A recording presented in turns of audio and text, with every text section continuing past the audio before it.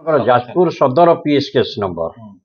town नुहे जाजपुर सदर PS case number 330/2024 एटा MLA को आक्रमण उपरे गोटे पीएसओ तांकर एतला दरज करथिले सेही केस रो 3 गोटी बेल एप्लिकेशन फाइल होइतिला 14 जन आसामी गोटे बीएल एपीएल थिला 579/2024 आ गोटे बीएल एपीएल थिला 581/2024 आ गोटे बीएल एपीएल थिला 560/2024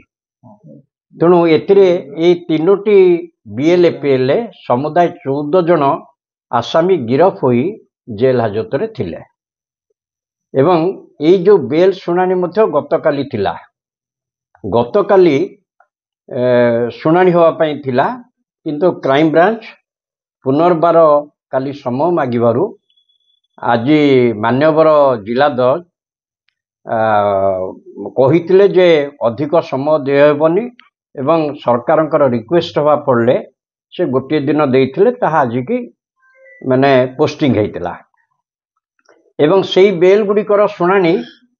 प्रथमे होइथिला 11टा बेले सरकार तांको पक्ष प्रतिपक्ष वकील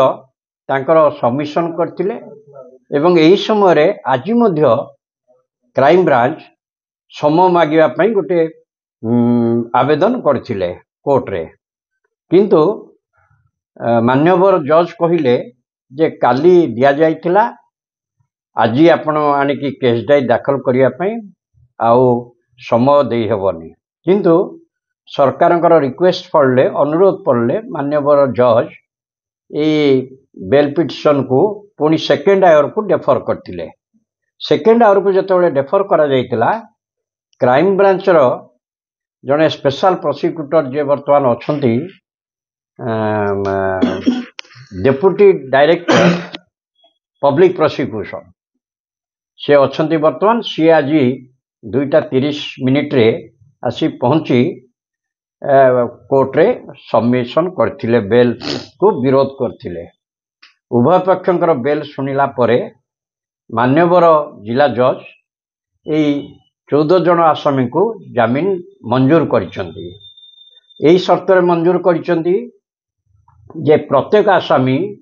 2 जन लेखा जामीनदार देबे 50,000 सिक्योरिटी रे 50,000 टंका बेल बॉन्ड रे प्रत्येक आसामी 2 जन करी जामीनदार देई जामीन रे बाहरिबे एहा सहित से गोटे शर्त रखिचंती जे जणे जामीनदार निश्चित आसामीकर रक्त संपर्क होइथिबो ए हला जामीन ऑर्डर हेछि ता सहित 3 गोटी शर्त रे जामीन तांको दिया जाइछि एक हला जे सेमाने कोनोसी प्रकार क्रिमिनल केस रे शामिल हेबे नाही द्वितीय कंडीशन हेछि सेमाने साक्षी मानकु प्रभावित करिवे नाही तृतीय शर्त हेछि जेतेबेले तदंतकारी अधिकारी चाहिबे तदंतर समय आवश्यक करिवे सेतेबेले तदंतकारी ऑफिसर निकट रे हाजर हेबे एई गोटी 3 गोटी कंडीशन रे तांकर मान्यवर जिला जज आज तांको जामीन मंजूर करछन एवं जदि जाजपुर टाउन थाना रे माने संपृक्त थिबे ताले पुलिस को रिमांड नबो क्राइम ब्रांच 3 गोटी केस तदंत करूची गोटे एई जाजपुर सदर केस आ गोटे थाना घेरू केस आ गोटे होची बिरजाहटम केस तीनोटी केस जाजपुर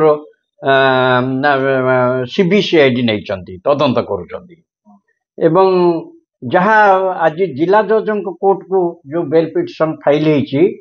आज ये बेल शुणाणी हेची तेणु जदि अन्य सेमाने अन्य केस रिमांड होइतिबे एवं सेमाने बेल पिटिशन मान्यवर जिला जज कोर्ट रे फाइल करथिबे